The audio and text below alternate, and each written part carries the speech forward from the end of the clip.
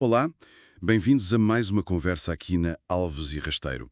É sexta-feira, são 13 horas, a nossa hora habitual para falarmos de segurança.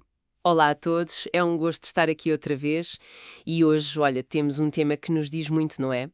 A segurança contra incêndio em edifícios, mas num contexto muito, muito especial. As escolas e os infantários? Exatamente.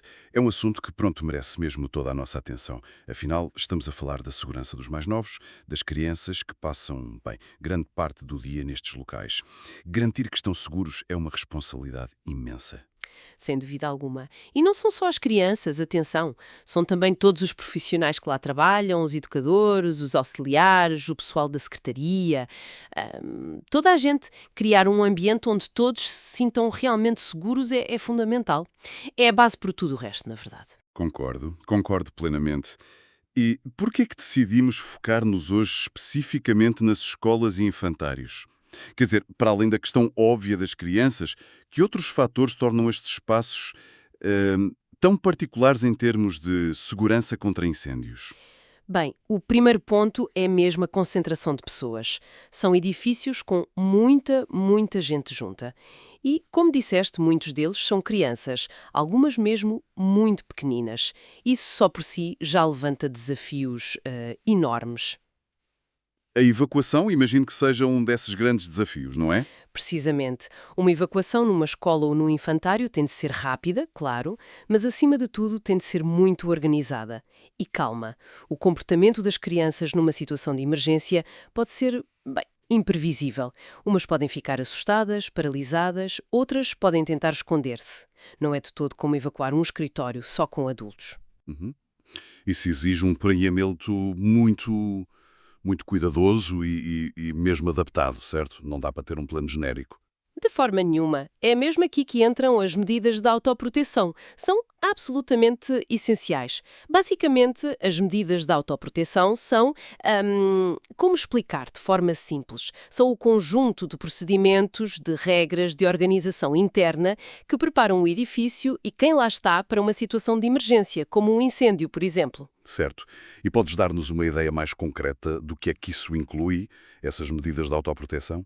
Claro, claro. Os objetivos são muito claros. Em primeiro lugar, visam garantir que as condições de segurança que foram pensadas quando se fez o projeto do edifício, como, por exemplo, as saídas de emergência, os materiais resistentes ao fogo, os detectores de fumo, que tudo isso se mantém funcional. Ao longo do tempo, não basta construir bem. E é preciso manter. Faz todo o sentido. Manutenção preventiva, no fundo. Exatamente, manutenção. Depois, as medidas de autoproteção definem uma estrutura de resposta. Ou seja, quem faz o quê em caso de emergência, quem são os responsáveis pela segurança, quem é que coordena a evacuação, quem liga para os bombeiros, tudo isto tem de estar preto no branco. E a parte dos equipamentos, extintores, essas coisas? Fundamental também.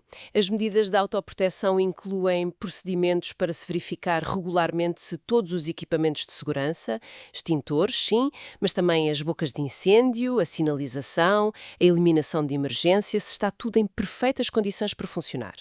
Porque lá está, de nada serve ter um extintor se ele falha na hora H. Pois. E, claro, o objetivo mais visível, talvez, garantir que as pessoas conseguem mesmo sair do edifício. E que toda a gente saiba para onde ir e como agir. Numa escola, isto significa ter percursos planeados para cada turma, ter pontos de encontro seguros cá fora e, muito importante, garantir que ninguém fique para trás. E a legislação nisto é clara. É obrigatório ter estas medidas. Claríssima.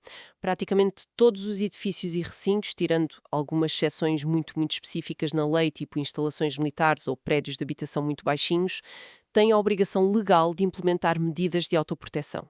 E isto inclui, sem sombra de dúvida, todas as escolas e infantários, sejam eles públicos ou privados. É uma responsabilidade que as direções escolares têm mesmo de levar a sério. Com toda a certeza.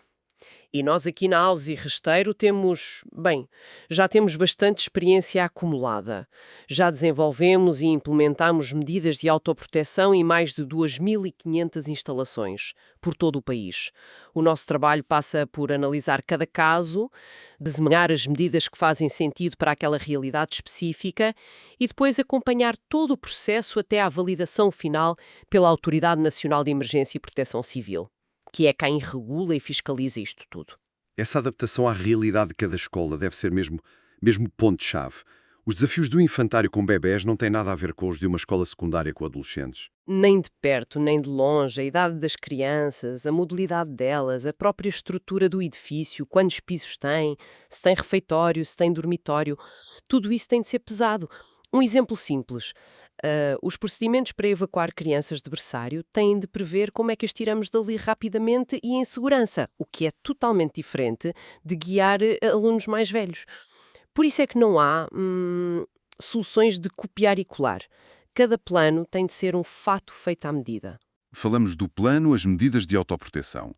Mas um plano guardado na gaveta não serve de muito se as pessoas não o conhecem, se não sabem como agir. É aqui que entra a formação. Exatamente. A formação em segurança contra incêndio em edifícios é o passo seguinte e é igualmente obrigatória por lei.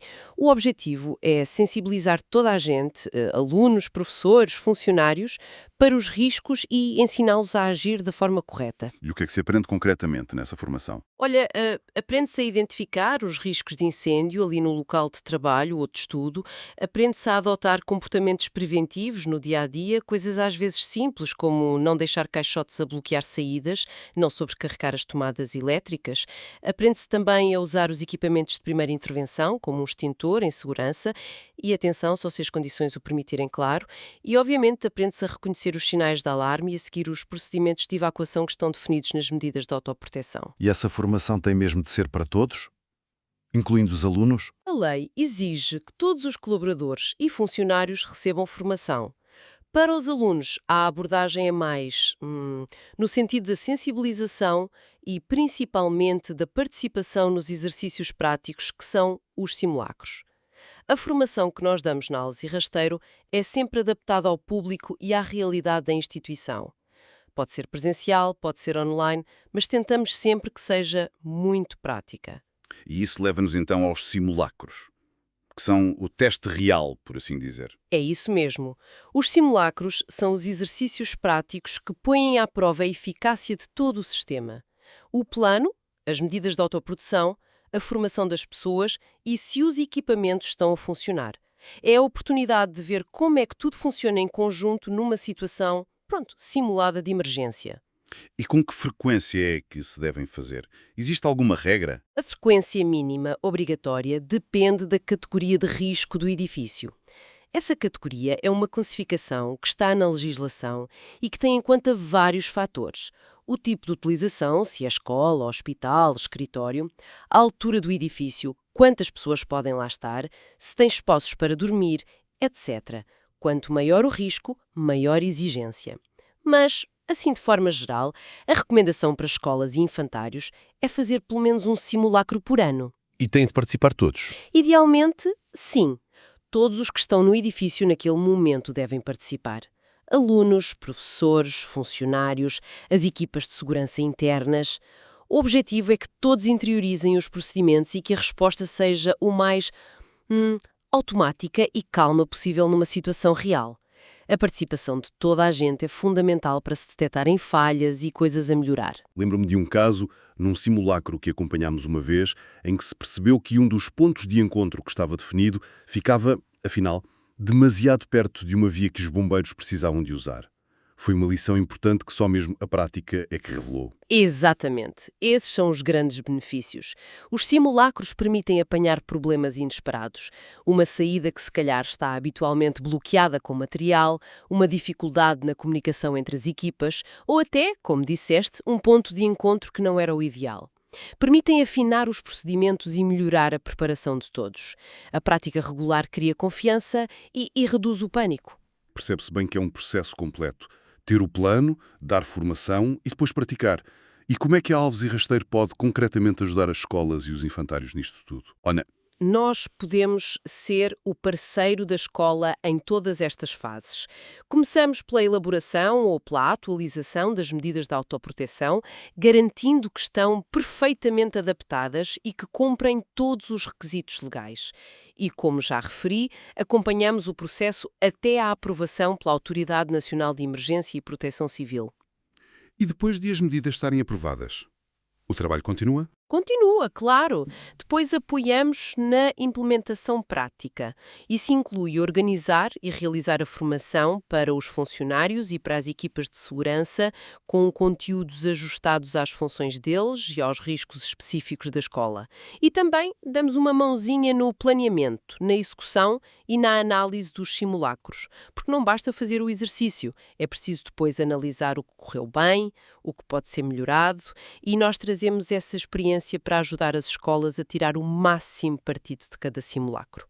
O nosso objetivo final vai para além de simplesmente garantir que a escola cumpra a lei.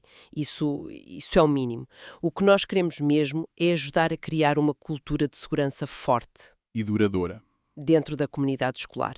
Queremos que todos os diretores, professores, funcionários, pais e até os próprios alunos se sintam mais seguros e mais preparados. É um investimento na tranquilidade, no fundo. Saber que existe um plano, que as pessoas sabem o que fazer e que tudo é testado regularmente. Dá outra paz de espírito. Exatamente. A prevenção e a preparação são as melhores ferramentas que temos para proteger vidas e para garantir que as escolas e os infantários são de facto espaços seguros para as crianças aprenderem e crescerem. É um trabalho contínuo, sim, mas é essencial. Fica então a mensagem principal. A segurança contra incêndios nas escolas e infantários não pode de maneira nenhuma ser deixada ao acaso. Exige planeamento, exige formação e exige prática. Sem dúvida.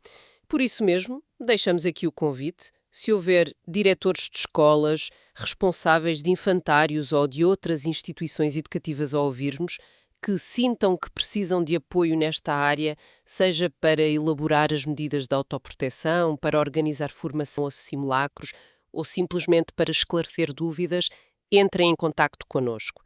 A equipa da Alves e Rasteiros está totalmente disponível para ajudar. Pode encontrar toda a informação sobre os nossos serviços e também os nossos contactos no nosso site www.scie.pt. E fica talvez uma última reflexão. A segurança não é um custo, é um valor. Investir na segurança dos espaços onde as nossas crianças passam tanto tempo é investir no bem-estar delas e no futuro delas. É um trabalho que vale sempre, sempre a pena. Obrigada por terem estado connosco hoje. Obrigado e até à próxima sexta-feira.